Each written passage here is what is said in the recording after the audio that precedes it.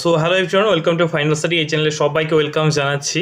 তো আজকে দেখতেই পাচ্ছ, থাম্বনেল দেখে বুঝতে পেরেছো আজকে কি ক্লাস তোমাদের হবে। আজকে তোমাদের প্রাইমারি টেট এবং upper primary TET special Bangla পেডাগজির উপর একটা স্পেশাল ক্লাস আমরা নিয়ে এসেছি, যেখানে আমরা খুব গুরুত্বপূর্ণ এমসিইউ করব কনসেপ্টের সাথে। শুধুমাত্র অ্যান্সার করে দিয়ে চলে যাবো না, প্রত্যেকটা প্রশ্নের অপশন সহ ডিটেলসে আমরা বুঝবো এবং বুঝে বুঝে সে উত্তরগুলোর চেষ্টা করবো। তোমরা সকলেই জানো যে পেডাগজি এমন একটা সাবজেক্ট, যে পেডাগজি যে ভালো, ঠিক আছে, সে কিন্তু এমনি টেট কোয়ালিফাই করতে পারবে। তার কারণ পেডাগজি ছাড়া কিন্তু প্রাইমারি টেট কোয়ালিফাই করা যায় না। এখানে বাংলা পেডাগজি, ইংলিশ পেডাগজি, সিডিপিটাও কিন্তু তোমার পেডাগজি থাকে, ম্যাথ পেডাগজি, ইভিএস পেডাগজি। তাহলে পেডাগজি হচ্ছে সব থেকে ইম্পর্টেন্ট একটা পার্ট। সুতরাং পেডাগজিটাকে ভালো করে যদি রেডি করো, তাহলে কিন্তু অবশ্যই কিন্তু তোমাদের মার্ক ভালো স্কোর করতে সুবিধা হবে, ঠিক আছে। তো চলো শুরু করছি আজকের ক্লাস শুরু করার আগে তোমাদের একটা গুরুত্বপূর্ণ বার্তা। যারা যারা প্রাইমারি টেট এবং আপার প্রাইমারি টেটের জন্য প্রস্তুতি নিতে চাইছো, তাদের জন্য আমাদের একটা অনলাইন কোর্স শুরু হয়েছে, যেখানে তোমরা সমস্ত বিষয়ের ক্লাস, ঠিক আছে, নোটস, মক টেস্ট সমস্ত কিছুই পেয়ে যাবে এই ব্যাচে, ঠিক আছে। ব্যাচের প্রাইস অনেকটাই কম রয়েছে এখন, ঠিক আছে। তো যারা যারা চাও প্রাইমারি টেটের বা আপার প্রাইমারি টেটের জন্য প্রিপারেশন নিতে চাইছো, এক ছাদের তলায় সমস্ত কিছু পাবে, তার স্ক্রিনে যে নাম্বারটা আছে সেই নাম্বারে তোমরা যোগাযোগ করে নিতে পারো। এবং এই সমস্ত নোটস, আমাদের ফ্রি ক্লাসের নোটস পেতে অবশ্যই তোমরা ডিসক্রিপশন বক্সে দেওয়া বা কমেন্ট বক্সে দেওয়া হোয়াটসঅ্যাপ গ্রুপ জয়েন করতে পারো, ঠিক আছে। তো চলো, প্রথম প্রশ্ন স্ক্রিনে দেখতে পাচ্ছ, প্রশ্নটা ভালো করে পড়বে, তারপরে উত্তর করার চেষ্টা করবে। দেখো, প্রথম প্রশ্ন রেখেছি, দেখো, ভাষার আত্মীকরণ, ঠিক আছে, বা ভাষার আয়ত্তীকরণ, ল্যাঙ্গুয়েজ অ্যাকুইজিশন হলো কি বলছে? ক, একটি সচেতন প্রক্রিয়া, অপশন খ বলছে একটি অসচেতন প্রক্রিয়া, অপশন গ বলছে একটি অবচেতন বা স্বাভাবিক প্রক্রিয়া, আর ঘ হচ্ছে উপরের কোনোটিই নয়। তো সঠিক উত্তর কি হবে? সকলেই আগে অ্যান্সারটা ভালো করে দেখো, ঠিক আছে, প্রশ্নটা পড়ো এবং সঠিক উত্তরটা তোমরা কমেন্ট করে জানাও। তো যারা পেডাগজি ভালো করে পড়েছে তারা এমনি অ্যান্সারগুলো করতে পারবে, ঠিক আছে। তো এটা সঠিক উত্তর হয়ে যাবে অপশন গ। একটা জিনিস মনে রাখবে, যখন কোনো একটা ভাষা আত্মীকরণ মানে কি, যেই ভাষাটাকে আমরা শিখি নিজে নিজে, কোন রকম গ্রামার, কোন রকম রুলস, কোন রকম রাট্টা বা মুখস্থ আমরা করি না, সেটাকে বলা হয় ভাষার আত্মীকরণ, তাই তো। তাহলে আমরা কোন ভাষাটাকে শিখি? যেটা হচ্ছে আমাদের মাদার টাং বা মাতৃভাষা। যেমন আমাদের মাতৃভাষা হচ্ছে বাংলা, আমরা বাংলা শিখতে কিন্তু কোনো গ্রামার বই পড়িনি, তাই তো, কোনো টিচার কিন্তু আমাদের দরকার পড়ে না, আমরা বাংলা নিজে নিজেই কথা বলতে শিখেছি। তো যে শিশু যখন তার মাতৃভাষা শেখে, তখন সে কোনো রকম ব্যাকরণের নিয়ম মুখস্থ করে না, সে চারিপাশের পরিবেশ থেকে সে শুনে শুনে প্রাকৃতিকভাবেই কিন্তু ভাষাটিকে আয়ত্ত করে বা শিখে যায়। এই প্রসেসটাকে বলছেন ল্যাঙ্গুয়েজ অ্যাকুইজিশন বা ভাষার আয়ত্তীকরণ। বোঝা গেল? তাহলে সঠিক উত্তর কোনটা হবে? যারা অপশন গ করেছো, ঠিক আছে, যারা অপশন গ করেছে তারা সকলে কিন্তু সঠিক উত্তর করেছো, ঠিক আছে। অপশন গ হয়ে যাবে এই প্রশ্নের সঠিক উত্তর। ওকে, এটা সচেতন প্রক্রিয়া, অসচেতন প্রক্রিয়া এগুলো কখনোই হবে না, অপশন গ হবে সঠিক উত্তর, ঠিক আছে। নেক্সট দেখো, 2 নম্বর প্রশ্ন কি বলছে? খুব গুরুত্বপূর্ণ প্রশ্নগুলো, এবং প্রত্যেকটা প্রশ্ন কিন্তু সিটেট প্রিভিয়াস ইয়ারের প্রশ্ন, ঠিক আছে। সিটেটের এবং বিভিন্ন রাজ্যের টেট আছে, আমাদের ওয়েস্ট বেঙ্গল, ইউপি টেট, ঠিক আছে, বিহার টেট, প্রত্যেকটা রাজ্যের টেট থেকে এই প্রশ্নগুলো নেওয়া, তার কারণ প্রিভিয়াস ইয়ার কিন্তু প্রচুর কিন্তু পরীক্ষায় আসে। ওকে, তো দেখো কি বলছে, ভাষা শিখনের, ঠিক আছে, ভাষা শিখন বা ল্যাঙ্গুয়েজ লার্নিং এর ক্ষেত্রে কোনটি সঠিক? ভাষা শেখার ক্ষেত্রে বলেছে। ল্যাঙ্গুয়েজ অ্যাকুইজিশন আলাদা, ল্যাঙ্গুয়েজ লার্নিং আলাদা। যে ভাষাটাকে আমরা শিখি, যেমন আমরা মাতৃভাষা হচ্ছে আমাদের বাংলা, তাহলে বাংলা ভাষাটাকে আমরা শিখেছি না, বাংলা ভাষা কিন্তু আমরা শিখিনি। আমরা শিখেছি কোন ভাষা? ইংরেজি শিখেছি বা হিন্দি শিখেছি। তাহলে ল্যাঙ্গুয়েজ লার্নিং আলাদা, অ্যাকুইজিশন আলাদা। যেটাকে আমরা আপনা আপনি পরিবেশের সাথে প্রাকৃতিকভাবে শিখি সেটা হচ্ছে অ্যাকুইজিশন, আর যেটাকে আমরা রপ্ত করি, শিখি, তাই তো, সেকেন্ড ল্যাঙ্গুয়েজ যেটা বলতে পারো সেটা হচ্ছে আমাদের লার্নিং বোঝায়, ঠিক আছে, যেটা আমরা শিখি। তো বলছে এটি কোনটি সঠিক? এটি একটি স্বাভাবিক প্রক্রিয়া, কখনো এটা স্বাভাবিকভাবে হয় না, ঠিক আছে। অপশন ক কখনোই সঠিক হবে না। যারা অপশন এলিমিনেট করতে পারবে তারা এমনি অ্যান্সার করতে পারো, ঠিক আছে, এলিমিনেট করা জানতে হবে। অপশন খ হচ্ছে একটি একটা নিয়ম নির্ভর, প্রথাগত এবং সচেতন প্রক্রিয়া, এটা হতে পারে। অপশন গ, এতে ব্যাকরণের প্রয়োজন নেই, কখনোই না, ঠিক আছে, এটা কখনোই হবে না। তারপর এখানে কিন্তু ব্যাকরণ আমরা শিখতে হয়, ঠিক আছে। সেকেন্ড ল্যাঙ্গুয়েজ শেখার ক্ষেত্রে আমাদেরকে অবশ্যই কিন্তু ব্যাকরণের প্রয়োজন অনুভব হয় এবং ব্যাকরণকে আমাদেরকে শিখতে হয়, ঠিক আছে। অপশন ক বলছে এটি কেবল বিদ্যালয় শুরুর আগে হয়, এটা কখনোই হবে না। তাহলে সঠিক উত্তর কি হয়েছে? সঠিক উত্তর হবে অপশন খ, এটি একটি নিয়ম নির্ভর, প্রথাগত এবং সচেতন প্রক্রিয়া। কেমন? ধরো আমরা কোনো একটা ভাষা শিখছি, সামথিং, যেটা আমি উদাহরণ দিই, ইংরেজির কথা বলি, তাহলে আমরা যখন ইংরেজি শিখি তখন আমাদের একটা নির্দিষ্ট রুলস থাকে, গ্রামার থাকে, তাই তো, সেখানে কিছু আমাদের অড মিনিং, শব্দার্থ সচেতনভাবে শিখতে হয়। তাহলে এটা একটা কিন্তু রুলস রেগুলেশন এবং এটা একটা প্রথাগত টেকনিকে কিন্তু আমাদের ফর্মাল ভাবে শিখতে হয়, তাই তো। তাহলে এটাই হয়ে গেল সঠিক উত্তর। অপশন খ যারা করেছে তারা সকলেই সঠিক উত্তর করেছে, ঠিক আছে। এইভাবে কিন্তু অ্যান্সার করতে হবে, ঠিক আছে। সকলেই কিন্তু কমেন্ট বক্সে অ্যান্সারগুলো জানাবে। ওকে, শুধুমাত্র ভিডিও দেখলে হবে না, কমেন্ট করে জানাতে হবে, তাহলে কিন্তু প্র্যাকটিসগুলো তোমাদের হবে। নেক্সট দেখো 3 নম্বর, খুব গুরুত্বপূর্ণ একটা প্রশ্ন, সিটেটের প্রিভিয়াস নিয়ে একটা প্রশ্ন। নোয়াম চমস্কি, এই নাম সকলেই শুনেছ, একজন বিখ্যাত ভাষাবিদ ছিলেন। নোয়াম চমস্কির মতো শিশুদের ভাষা শেখার জন্মগত যে মানসিক যন্ত্রটি সাহায্য করে তাকে কি বলা হয়? তিনি একটা যন্ত্রের কথা বলেছেন যেটা কোন একটা ভাষা মানসিকভাবে সেটাতে সাহায্য করে। আমাদের মাথার মধ্যে এমন একটা যন্ত্র আছে যেটা আমাদের ভাষাটিকে শিখতে সাহায্য করে, এমনই তিনি কিন্তু বলেছেন, যেটা আমাদের জন্মগতভাবেই থাকে, এমনই তিনি কিন্তু বলেছেন নোয়াম চমস্কি। সেই যন্ত্রটির নাম তিনি কি দিয়েছেন? LAD, language acquisition device, LAS language acquisition system, LAL language acquisition learning, LED language education device. সঠিক উত্তর কি হবে?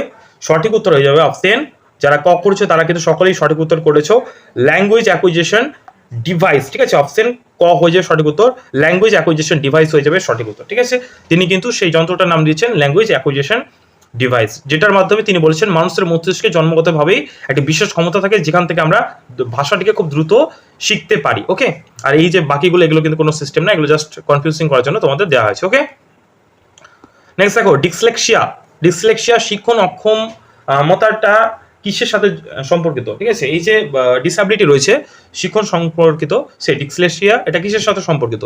লিখন অক্ষমতা মানে লিখতে না পারা, পঠন অক্ষমতা মানে পড়তে না পারা, গাণিতিক অক্ষমতা মানে গণিতে সমস্যা, বা শোনার অক্ষমতা লার্নিং ডিসএবিলিটি। ঠিক আছে, এই সরি লিসনিং ডিসএবিলিটি। ঠিক আছে, তো সঠিক উত্তর কি হবে? তো ডিসলেক্সিয়া, ডিসলেক্সিয়া মানে হচ্ছে লেখার, ঠিক আছে, এই সরি পঠন অক্ষমতা। ঠিক আছে, রিডিং ঠিকঠাক করে করতে না পারা, পঠনে অক্ষমতাকে আমরা বলি ডিসলেক্সিয়া। ঠিক আছে, ধরে নাও বিকে ডি পড়ে, ঠিক আছে, এরকম কিছু, পিকে কিউ পড়ে মানে উল্টো পড়া। ঠিক আছে, রিডিং এর অক্ষমতাটাকে আমরা বলা হয় ডিসলেক্সিয়া, আর রিডিং আর লেখার অক্ষমতাটাকে বলা হয় ডিসগ্রাফিয়া। ঠিক আছে, ডিসগ্রাফিয়া বলা হয় লেখার অক্ষমতাটাকে, আর ডিসক্যালকুলিয়া বলা হচ্ছে গাণিতিক অক্ষমতাকে। ঠিক আছে, তাহলে কি কি জানলাম আমরা? ডিসক্যালকুলিয়া হচ্ছে তোমার গাণিতিক অক্ষমতা, আর ডিসগ্রাফিয়া হচ্ছে তোমার লিখন অক্ষমতা, আর হচ্ছে ডিসলেক্সিয়া হচ্ছে তোমার পঠন অক্ষমতাকে বোঝায়। তাহলে এটা সঠিক উত্তর হবে অপশন খ, যারা করছে তারা সকলেই সঠিক উত্তর করেছে। ঠিক আছে, নেক্সট প্রশ্ন চলো। 5 নম্বর প্রশ্ন কি বলছে? স্ক্যাফোল্ডিং বা মাচান বাঁধা ধারণাটি কার তত্ত্বের সাথে সম্পর্কিত? স্ক্যাফোল্ডিং বা মাচা ভাড়া বন্ধন, যেটাকে আমরা বলি মাচান বাঁধা বা ভাড়া বন্ধন। ঠিক আছে, ধারণাটি কার তত্ত্বের সাথে সম্পর্কিত? এই স্ক্যাফোল্ডিং এর ধারণা কে দিয়েছেন? জ্যাপিয়েজে? কখনোই না, জ্যাপিয়েজে কিন্তু স্ক্যাফোল্ডিং এর কথা বলেনি। লেভ ভাইগটস্কি না, তিনি কিন্তু এটা তোমাদের উপর ছাড়লাম। বিএফ স্কিনার, তিনি কিন্তু ইঁদুর নিয়ে পরীক্ষা করেছিলেন। ঠিক আছে, চমস্কি কিন্তু কিছুই বলেননি। ঠিক আছে, কিন্তু এখানে স্ক্যাফোল্ডিং বা মাচান বাঁধার কথা বলেছিলেন একমাত্র লেভ ভাইগটস্কি। ঠিক আছে, বিখ্যাত সমাজবিদ, তিনি সামাজিক তত্ত্বের কথা তিনি বলেছিলেন শিশু যখন কোনো কাজ নিজে নিজে পুরোপুরি করতে পারে না তখন যে বেশি জানে, MKO মোর নলেজেবল আদার্স যেটাকে বলে, শিক্ষক বা বয়স্ক কেউ তাকে সাময়িকভাবে যে সাহায্য করে সেটাকে বলে স্ক্যাফোল্ডিং। অর্থাৎ ধরে নাও কোনো একটা বাচ্চা প্রথম সাইকেল চালানো শিখছে, তাহলে প্রথমে কি সে সাইকেলটা চালাতে পারে? তাকে পিছন থেকে কেউ তাকে হেল্প করে, সাপোর্ট করে, তাই তো? তাহলে এই যে ধারণাটা, এটাই তিনি বলেছেন স্ক্যাফোল্ডিং এর ধারণা, সেটা বলছেন লেভ ভাইগটস্কি। কোনো একটা ম্যাথ একটা বাচ্চাকে দিলাম, ধরো না কোনো একটা যোগ সে পাচ্ছে না, তাকে একটু ধরিয়ে দিলাম যে এইভাবে করো, সে কিন্তু ফট করে সেটা খুব সহজেই সমাধান করে দিল। তো এটা কি বলা হয়? স্ক্যাফোল্ডিং, তাকে সাময়িক সময়ের জন্য তাকে হেল্প করা বা সাহায্য করা। ঠিক আছে, এটা বলেছেন লেভ ভাইগটস্কি। ওকে, নেক্সট প্রশ্ন চলো। 6 নম্বর প্রশ্ন কি বলছে দেখো, প্রাথমিক স্তরে শিশুদের ভাষা শিক্ষার সেরা মাধ্যম কোনটি হওয়া উচিত? ইংরেজি, মাতৃভাষা, রাষ্ট্রভাষা না বিদেশি ভাষা? সঠিক উত্তর কি হবে? কমেন্ট করে তোমরা সকলেই জানাও। এটা খুবই ইজি একটা প্রশ্ন। ঠিক আছে, খুব ইম্পর্টেন্ট এবং ইজি একটা প্রশ্ন। এটা সঠিক উত্তর কি হবে? ইংরেজি, মাতৃভাষা, রাষ্ট্রভাষা না বিদেশি ভাষা? এমনি অ্যান্সার করতে পারবে। এটা সঠিক উত্তর হবে অপশন খ। বাচ্চা তখনই কোনো একটা জিনিস ভালোভাবে শিখবে যখন সে তার মাদার টাং বা মাতৃভাষায় সে শিখবে, তাই তো?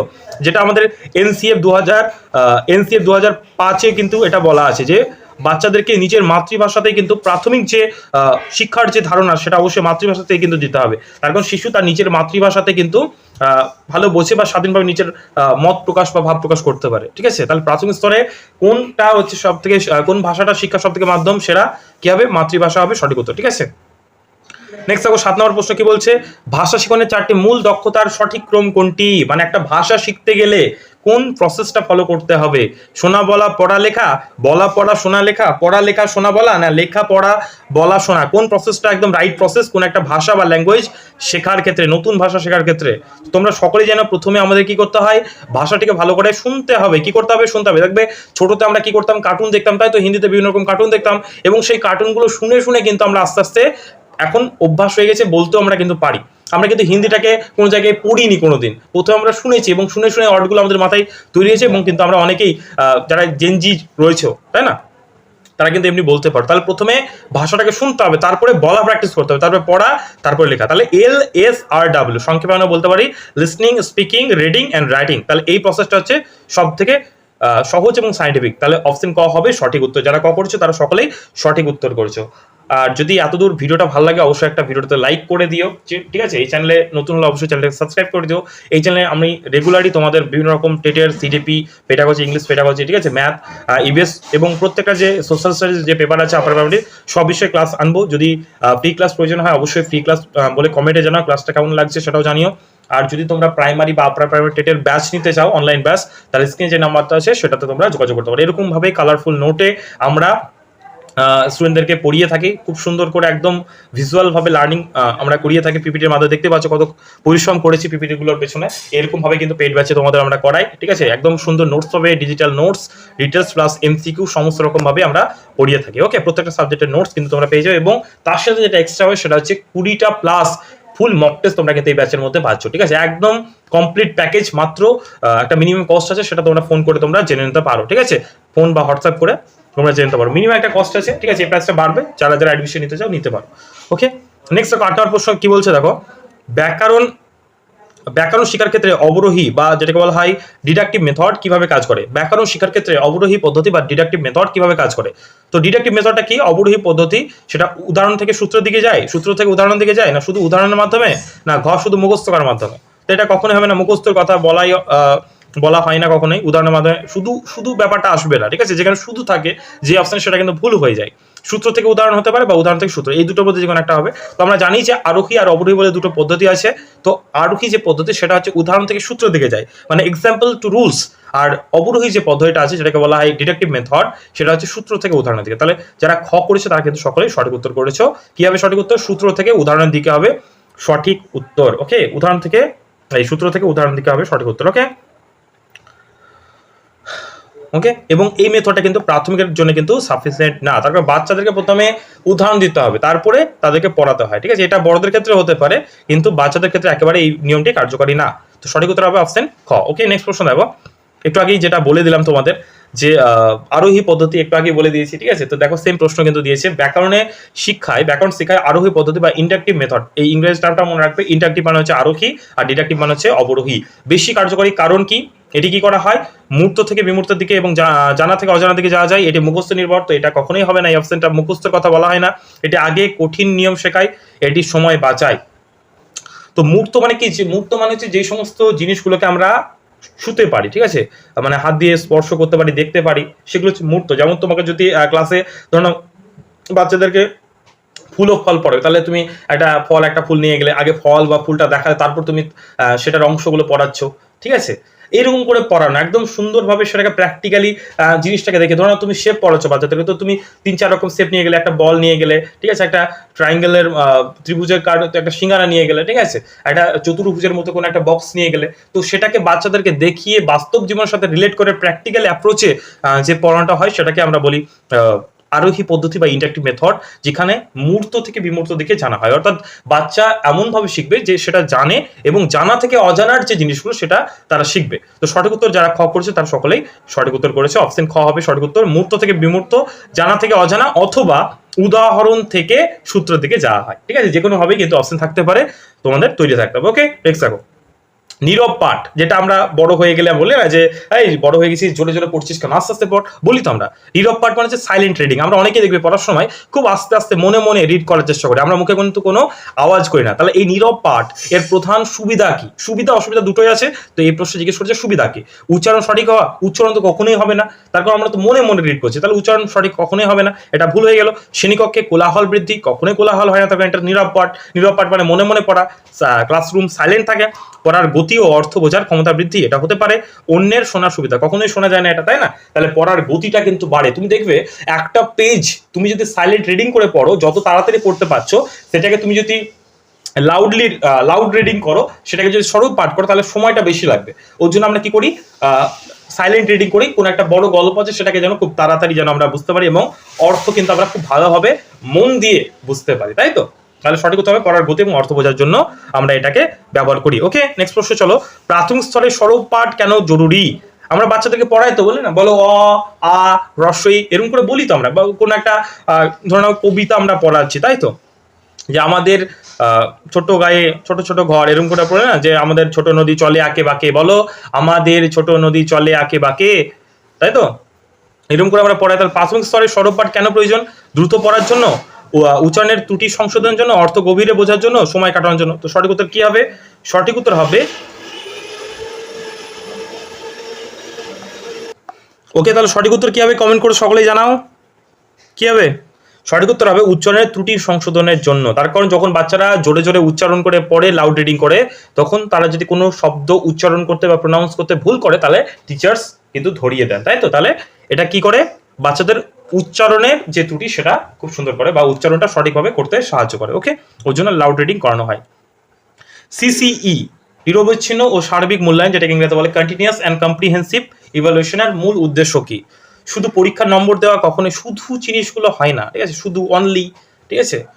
শিক্ষার্থীর জ্ঞানমূলক ও সহ পাঠক্রমিক কার্যাবলীর সার্বিক বিকাশ মূল্যায়ন করা, অপশন ক মুখস্থ বিদ্যার মূল্যায়ন করা। মুখস্থ করার কথা কিন্তু এখানে হয় না, ঠিক আছে। শিক্ষার্থীদের মধ্যে অসুস্থ প্রতিযোগিতা বাড়ানো, অসুস্থ প্রতিযোগিতা এটা কখনোই না, প্রতিযোগিতার কথা কখনোই বলা হয় না সিসিতে, ঠিক আছে। তাহলে এখানে একটাই দেখো সঠিক উত্তর হবে অপশন খ, শিক্ষার্থীর জ্ঞানমূলক, অর্থাৎ সেটা যেন বুঝে পড়ে, ঠিক আছে। সারা বছর ধরে যে মূল্যায়নটা করা হয়, ঠিক আছে, শুধুমাত্র পড়াশোনা নয়, পড়াশোনার পাশাপাশি তার যে সহ পাঠক্রমিক, অর্থাৎ পাঠক্রমের সাথে সাথে যেমন একটা বাচ্চা কি কি শেখা উচিত? খেলাধুলা করা, তাহলে তাদের মাসলস গুলো স্ট্রং হয়, তাই তো। গান করা, আঁকা, ঠিক আছে, বিভিন্ন রকম জিনিস, ক্রিয়েটিভিটি, সেগুলো শেখা, তাই তো। তাহলে সহ পাঠ্যক্রমিক কার্যাবলী সার্বিক, সার্বিক মানে কি? সব দিক দিয়ে উন্নত, মানে একদম সার্বিক মূল বিকাশ হতে হবে, তাই তো, বিকাশ সাধন করতে হবে। শুধুমাত্র পড়াশোনা ভালো পারে মানে একটা ভালো বাচ্চা কখনোই না, তাকে সব বিষয়ে কিন্তু পারদর্শী হতে হবে, এটাই বলা হয়। অপশন খ হবে সঠিক উত্তর, ঠিক আছে। একজন আদর্শ ভাষা শিক্ষকের সবচেয়ে গুরুত্বপূর্ণ গুণ কি হওয়া উচিত? সব থেকে গুরুত্বপূর্ণ অপশন ক কি বলছে? কঠোর নিয়মানুবর্তিতা, মানে সব থেকে একদম পাংচুয়াল হবে, ঠিক ঠিক টাইমে নিয়ম অনুযায়ী কাজ করবে, শুধু পাঠ্য বই অনুসরণ করা, এই যে শুধু জিনিসটা কিন্তু হবে না, হ্যাঁ। অপশন গ বলছে শিক্ষার্থীদের মাতৃভাষা এবং বহুভাষিকতাকে সম্মান করা এবং স্বাধীন মত প্রকাশের সুযোগ দেওয়া। অপশন গ প্রচুর বাড়ির কাজ, প্রচুর বাড়ির কাজ, এগুলো প্রচুর জিনিসটা কখনোই কিন্তু সঠিক উত্তর হবে না। তাহলে এখানে সঠিক উত্তর হবে অপশন গ, শিক্ষার্থীদের মাতৃভাষা এবং বহুভাষিকতাকে সম্মান করা এবং স্বাধীন মত প্রকাশের সুযোগ দেওয়া, তাই তো। ভাষা শিক্ষার ক্লাসে অবশ্যই ছাত্ররা কথা বলতে ভয় পায়, তবে তারা কিন্তু ভাষা শিখতে পারবে না, তাই তো। তাহলে এমন ভাবে তাদের সাথে আচরণ করে তারা যেন কথা বলতে পারে, ঠিক আছে, এমন সেই পরিবেশ দরকার। বহু ভাষিকতাকে প্রাধান্য দিতে হবে, সেখানে অনেক ভাষাভাষীর বাচ্চারা থাকতে পারে, বাংলা, হিন্দি, ইংরেজি বা অন্য কোনো ভাষা, সেটা, এবং তাদের স্বাধীন মত প্রকাশের সুবিধা দিলে অবশ্যই কিন্তু কি হবে? ভাষা সে বাচ্চাটা শিখতে পারবে, তাই তো। অপশন গ হবে সঠিক উত্তর। নেক্সট দেখো, রিমেডিয়াল টিচিং। রিমেডিয়াল টিচিং বা সংশোধনমূলক শিক্ষণের উদ্দেশ্য কি? কেন দেওয়া হয় রিমেডিয়াল টিচিং? কেন দেওয়া, এটাই জিজ্ঞেস করা হয়েছে। মেধাবী ছাত্রদের আরো এগিয়ে নিয়ে যাওয়া, এটা কখনোই না। মেধাবী ছাত্রের জন্য রিমেডিয়াল টিচিং কখনোই দেওয়া হয় না। পিছিয়ে পড়া শিক্ষার্থীদের দুর্বলতা চিহ্নিত করে তাদের সাহায্য করা। গ বলছে পরীক্ষার আগে সিলেবাস শেষ করা, কখনোই না। অপশন গ হচ্ছে শ্রেণীকক্ষে শৃঙ্খলা বজায় রাখা, এটাও হতে পারতো অবশ্যই, এটাও কিন্তু হবে না। সঠিক উত্তর হবে অপশন খ, ঠিক আছে। ধরো নাও কোনো একটা টপিক সামথিং, ধরো নাও আমি একটা বাচ্চাদের টেন্স পড়ালাম, ঠিক আছে, বা আর্টিকেল পড়ালাম। এবার একদিনে তো সবাই বুঝতে পারে, সবার মাথা তো সেম না, তাই না। সবার যে লার্নিং, কোনো কিছু বোঝার যে অ্যাবিলিটি, তাই তো, সেটা তো সবার সেম না। কোনো কোনো বাচ্চা খুব তাড়াতাড়ি বুঝে যায়, কোনো কোনো বাচ্চা দেরিতে বোঝে। তাহলে যারা দেরিতে বুঝছে বা বুঝতেই পারছে না, তারা তো পিছিয়ে পড়বে, তাই তো। পরের যে টপিকটা পড়বো সেটা পড়লে তো তারা পিছিয়ে পড়বে। ধরুন আমি নাউন পড়লাম, নাউনটাই বুঝতে পারলাম না কোনো একটা বাচ্চা, তাহলে তাকে কিভাবে প্রোনাউন পড়াবো আমি? তাহলে সেই বাচ্চাটা তো শিখতেই পারলাম, তাহলে এরপরে যতগুলোই পড়াবো সে কিন্তু পিছিয়ে যাবে। তাহলে রিমিডিয়াল টিচিং, যারা পিছিয়ে পড়া শিক্ষার্থী যারা রয়েছে তাদের জন্য তাদের দুর্বলতাগুলো চিহ্নিত করে এক্সট্রা ভাবে ক্লাস করানো হয়, খুব সহজ সরল উদাহরণের মাধ্যমে, টিএলএম এর মাধ্যমে এগুলো করানো হয়। এটা সাধারণত পিছিয়ে পড়া শিক্ষার্থীদের জন্যই করা হয়ে থাকে। ওকে, বোঝা গেল? আর লাস্ট প্রশ্ন, যেটা তোমাদের হোমওয়ার্ক দিচ্ছি আমি, এটা আমি অ্যান্সার করে দেবো না, এটা তোমরা কমেন্ট বক্সে অ্যান্সার করো, ঠিক আছে। কমেন্ট করে তোমরা জানাও এনসিএ 2005 অনুযায়ী ভাষা শিক্ষার একটি প্রধান লক্ষ্য কি? অপশন ক হচ্ছে শুধু ব্যাকরণ শেখা, অপশন ক হচ্ছে শিক্ষার্থীদের বহুভাষিকতার বিকাশ সাধন, অপশন ক হচ্ছে পরীক্ষায় ভালো নম্বর পাওয়া, অপশন ঘ হচ্ছে শুধুমাত্র ইংরেজি ভাষার উপর জোর দেওয়া। সঠিক উত্তর তোমরা কমেন্ট বক্সে কমেন্ট করে জানাবে। ওকে, তো ভিডিওটা যদি ভালো লাগে অবশ্যই একটা লাইক করে দিও, চ্যানেলে নতুন হলে অবশ্যই চ্যানেলটাকে সাবস্ক্রাইব করে দাও। কেমন লাগলো ক্লাসটা সেটা অবশ্যই জানাও, কে কতগুলো ঠিক করলো সেটা অবশ্যই কমেন্ট করে তোমরা জানাও। এই প্রস্তুতি কেমন চলছে সেটাও জানাতে ভুলো না। আর হোয়াটসঅ্যাপ গ্রুপ অবশ্যই জয়েন করে এই সমস্ত নোটসগুলো সেখানে পেয়ে তোমরা যাবে, এবং যারা যারা আমাদের অনলাইন ব্যাচ নিতে চাও সেখানে অনলাইন ক্লাস হবে, ঠিক আছে। তারপর হচ্ছে তোমরা নোটস হবে প্রত্যেকটা সাবজেক্টের, সেখানে আমরা 20টা প্লাস তোমাদের মক টেস্ট নেবো, ঠিক আছে, 150 মার্কের 20টা মক টেস্ট এক জায়গায় তোমরা পাবে কমপ্লিট প্যাকেজে, ঠিক আছে, এবং সেখানে প্রচুর ফ্রি তোমার চ্যাপ্টার ওয়াইজ আমরা মিনি মক টেস্ট নেবো, ঠিক আছে, এবং ডিটেলস নোটসের পাশাপাশি সাবজেক্ট ওয়াইজ তোমাদের 500+ আমরা এমসিকিউ নোটস দেবো, যেগুলো সাজেস্টিভ ভাবে বানানো, ঠিক আছে, 500 থেকে 1000 যেতে পারে, অনলাইনের ফরম্যাট বা এমসিকিউ ফরম্যাটে তোমাদের দেবো। তো সমস্ত কিছু যারা নিতে চাও, অ্যাক্সেস করতে চাও, আমাদের যদি ক্লাসগুলো ভালো লাগে এবং এইরকম ডিজিটাল ফরম্যাটে কিন্তু সুন্দরভাবে দেখো পিপিটির মাধ্যমে দেখতেই পাচ্ছ, প্রত্যেকটা প্রশ্নের সাথে কিন্তু ছবি অ্যাড করছে, এটা কিন্তু যথেষ্ট সময় লাগে, ঠিক আছে। তাহলে এরকম করে আমাদের নোটসগুলো প্রিপেয়ার করানো হয়, এরকম ডিজিটাল তোমাদের নোটস কিন্তু পাবে, পিপিটি নোটস, যেটা তোমরা ক্লাস নোটস পেয়ে যাবে, ঠিক আছে। ওকে, তো ভিডিও যদি ভালো লাগে অবশ্যই লাইক করে দিও, ঠিক আছে, আর যদি অনলাইন আমাদের ক্লাস ভালো লাগে অবশ্যই আমাদের ব্যাচ জয়েন করতে পারো, ঠিক আছে। থ্যাংক ইউ ভিডিওটা শেষ পর্যন্ত দেখার জন্য।